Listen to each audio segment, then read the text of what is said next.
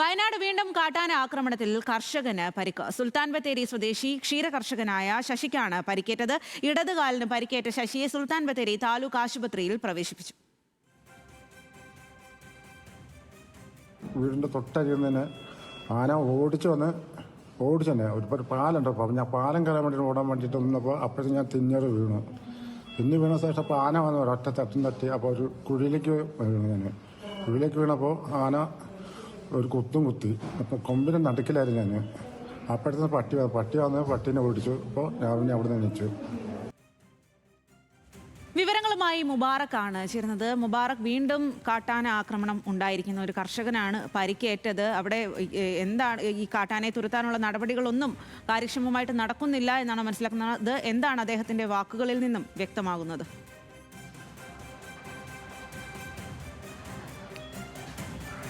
സ്വാതി, ഇന്ന് പുലർച്ചെയാണ് ഇങ്ങനെയൊരു ആക്രമണം ഉണ്ടായത്. അതായത് ഈ വയനാട് വനാതിർത്തിയോട് ചേർന്ന് കാണുന്ന പ്രദേശങ്ങളിലെല്ലാം ഇത്തരത്തിൽ വന്യജീവി ആക്രമണങ്ങൾ തുടർക്കഥയാകുകയാണ്. ഏറ്റവും ഒടുവിലായാണ് ഇന്നിപ്പോൾ രാവിലെ ഇങ്ങനെയൊരു സംഭവം റിപ്പോർട്ട് ചെയ്യുന്നത്. അതായത് സുൽത്താൻ ബത്തേരി പാഴേരി ഭാഗത്താണ്. അവിടെ വീട്ടിക്കുറ്റി ഉന്നതിയിലെ ശശി എന്ന് പറയുന്ന 55 വയസ്സുകാരനാണ് ഇത്തരത്തിൽ വന്യജീവി, അതായത് ആനയുടെ ആക്രമണം ഉണ്ടാകുന്നത്.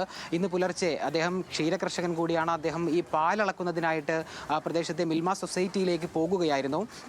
സാധാരണയായി ഇവർ കൂട്ടമായാണ് ഇത്തരത്തിൽ പുലർച്ചെ പോകാറുള്ളത്. എന്നാൽ ഇന്ന് ശശി അല്പം പിന്നിലായിരുന്നു. അദ്ദേഹം കുറച്ച് അങ്ങനെ പോകുമ്പോഴാണ് പെട്ടെന്ന് വീടിനോട് ചേർന്ന ഭാഗത്ത് പതുങ്ങിയിരുന്ന ആന പെട്ടെന്ന് ഈ ശശിയുടെ അടുത്തേക്ക് ആക്രമിച്ചെത്തുന്നത്.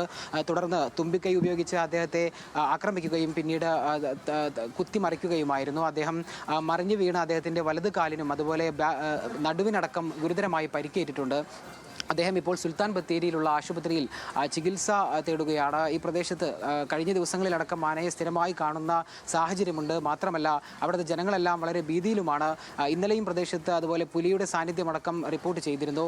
എന്തായാലും ജനങ്ങളെല്ലാം വളരെ ഭീതിയിലാണ്. ഇദ്ദേഹം പറയുന്നതനുസരിച്ച് ഇദ്ദേഹത്തിന് കാലിനടക്കം ഗുരുതരമായ പരിക്കുണ്ട്. ഈ സംഭവം അറിഞ്ഞതിനെ തുടർന്ന് വനം വകുപ്പ് പ്രദേശത്തെത്തി. ഇത് ആനയെ തുരത്തുന്നതിൻ്റെ ഭാഗമായിട്ടുള്ള നടപടികളൊന്നും പുരോഗമിക്കുന്നില്ല. ഈ പ്രദേശത്ത് നിന്ന് ശക്തമായി ഉയരുന്നൊരു ആവശ്യം ഈ വനാതിർത്തിയാണ്. അവിടെ സെക്യൂരിറ്റികളെ അടക്കം വന ഉദ്യോഗസ്ഥരടക്കം നിയമിച്ച് ആനയെ തുരത്താനുള്ള സാഹചര്യങ്ങൾ അടിയന്തരമായി ഉണ്ടാകണമെന്നുള്ള ആവശ്യം ഈ ജനങ്ങളുടെ ഭാഗത്ത് നിന്ന് ഉണ്ടാകുന്നുണ്ട്. സ്വാതി.